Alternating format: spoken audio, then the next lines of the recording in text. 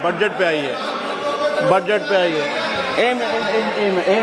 एक मिनट में क्या बोले, फिर बोलना दोबारा। नहीं, आप बजट क्या बोलिए? नहीं, सभापति जी बोले बोलिए। नहीं सभापति महोदय, नहीं जिन्होंने गोली चलाई वो आपका राम मंदिर बना रहे हैं। सभापति महोदय, जिन्होंने गोली चलवाई वो राम मंदिर बनवा रहे हैं। अगर कुछ पता ना हो तो जाकर के पूछ लेना, पता कर लेना। आधी अधूरी जानकारी के साथ मत आया करो यहाँ पर। अब आप बताइए सभापति महोदय, बीवी राम जी नाम बदल दिया आपने। यूपी जैसा बड़ा स्टेट, उसको क्या मिलेगा अब, जहां पर 1000 ग्राम सभाएं अर्बन हो गई हैं। जब 1000 ग्राम सभाएं अर्बन हो गई हैं और 40% व्यय प्रदेश सरकारों पर डाल दिया गया है, ये स्कीम कैसे चलेगी आपकी? मैंने पहले ही कहा था कि एमएसपी की लीगल गारंटी मिलनी चाहिए। और जिस तरीके से किसान आत्महत्या कर रहा है, एनसीआरबी के आंकड़े सरकार के पास होंगे कि किसान कितनी आत्महत्या कर रहा है। जिन्होंने ये कहा कि 2022 तक हम दोगुनी आय कर देंगे। आप बताइए, आलू की पैदावार की क्या आय दोगुनी हो गई? धान की पैदावार करने वाले की आय दोगुनी हो गई। आपको गाय से बहुत प्रेम है। हमारे क्षेत्र में खुद एक काऊ मिल्क प्लांट बना, यूपी का पहला काऊ मिल्क प्लांट। आपकी सरकार ने उसको बंद कर दिया। आप कहते गाय की सेवा करो, लेकिन पहला यूपी का काऊ मिल्क प्लांट वो आपसे बंद हो गया।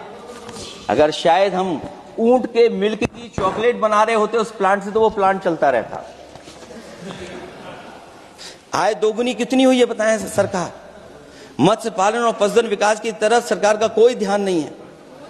सरकार का कहना है कि वित्त अच्छी हुई है, लेकिन क्या कारण है कि एफडीआई में लगातार कमी आ रही है? विदेशी इन्वेस्टर्स क्यों बाहर ले जा रहे हैं? भारत में इन्वेस्ट करने के लिए क्यों नहीं इच्छुक हैं? और शेयर मार्केट क्यों इतनी जल्दी गिर जाता है?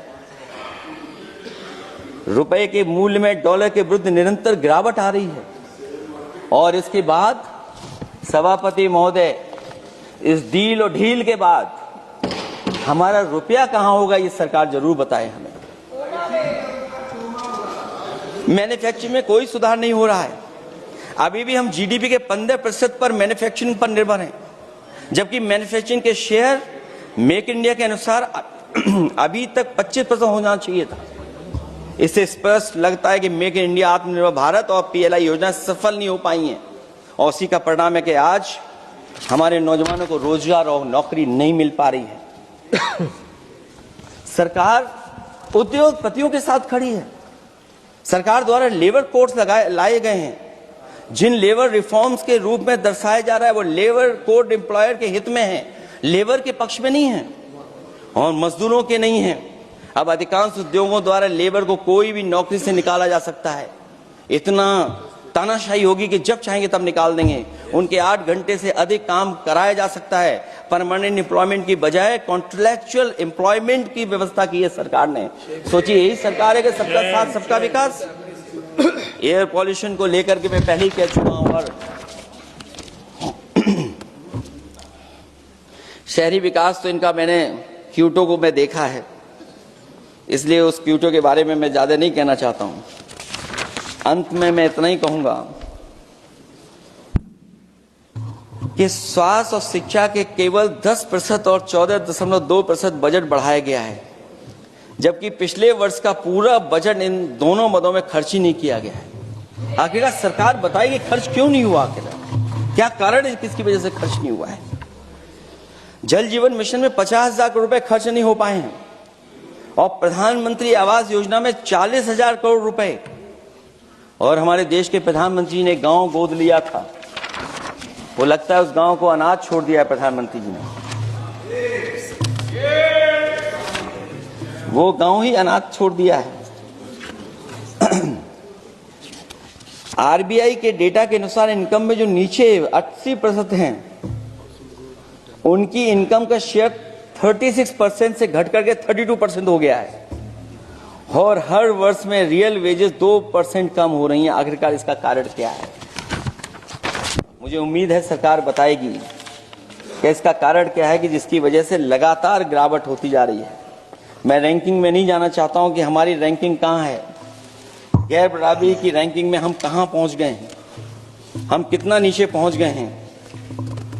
जो तरह तरह की रैंकिंग समय समय पर आती हैं, उन रैंकिंग के बारे में सरकार को जरूर पता होगा कि हम एजुकेशन इंडेक्स में कहां हैं दुनिया में, हम हेल्थ इंडेक्स में कहां हैं दुनिया में, और जो एयर क्वालिटी के इंडेक्स है उसमें हम दुनिया में कहां हैं। इसलिए सभापति महोदय, मैं अंत में इतना ही कहना चाहता हूं कि ये बजट दिशाहीन है। 2047 तक विकसित भारत तो नहीं बनेगा, लेकिन हमारे गरीबों के साथ बहुत अन्याय होगा। जिस तरह एआई पे बात की गई है, एआई अगर अच्छाई और भलाई के लिए हो तो अच्छी बात है, लेकिन पता नहीं भारतीय जनता पार्टी पे कितना रिसोर्सेज हैं कि एआई और जितना भी हमारा वो है जो बजट है, वो सबसे ज्यादा खर्च वो करते हैं दूसरों को बदनाम करने के लिए। इसलिए इन्हीं शब्दों के साथ मैं सभापति महोदय का धन्यवाद देता हूं। मैं उम्मीद करता हूं कि सरकार इस बजट को गरीबों की तरफ मोड़ेगी, पीडीए के लोगों की तरफ मोड़ेगी, जिससे वो भी मुख्य धारा में खड़े हो सकें।